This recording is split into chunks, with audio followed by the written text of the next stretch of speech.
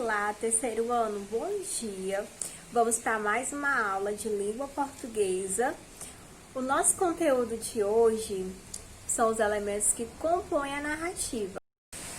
O conto de mistério tem como características histórias sobrenatural ou de suspense, com situações mal resolvidas e com peças que vão se encaixando ao longo da história.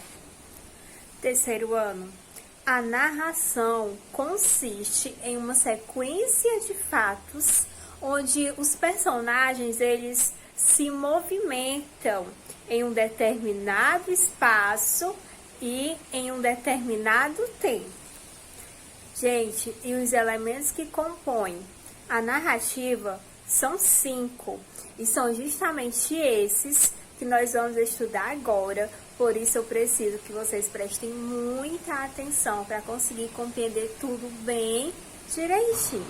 Terceiro ano, uma maneira simples de vocês aprenderem sobre os elementos que compõem a narrativa é lembrar do pente. Lembrando que a narrativa, os elementos que compõem são 5, tá certo? Então lembre aí do pente. Primeiro, personagem. Segundo, espaço. Terceiro, narrador. Quarto, tempo. Quinto, enredo. Gente, o personagem é qualquer ser que pratica ações dentro da história. O personagem pode ser um animal, pode ser um ser mágico, um objeto.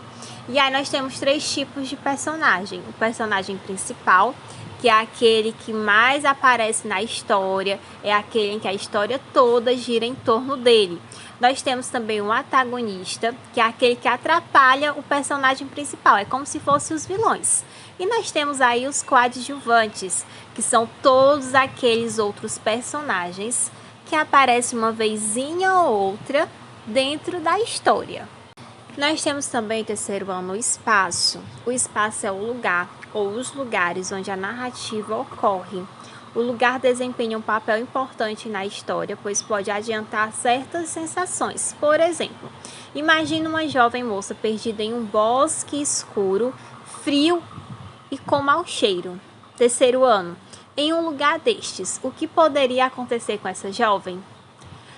Narrador. Narrador, nós temos aí 2 tipos, que é o primeira pessoa e o narrador na terceira pessoa.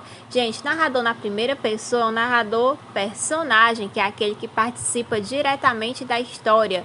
Eu vi, eu ouvi, eu fiz. E nós temos aí o narrador em terceira pessoa, que é o que conta a história, porém não participa dela.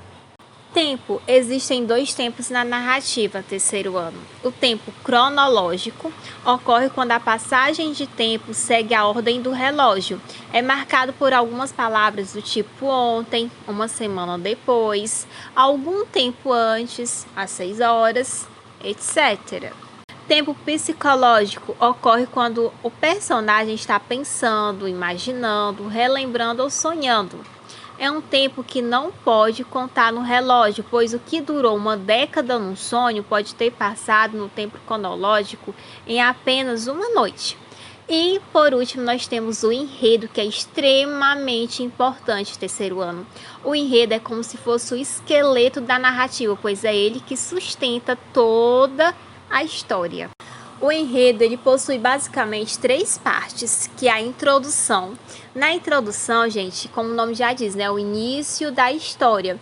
Nessa parte são apresentados personagens e o lugar onde vai se passar a história. Nós temos aí a complicação ou conflito. Nessa parte surge o problema que tira toda a harmonia da história e que precisa ser resolvido rapidamente.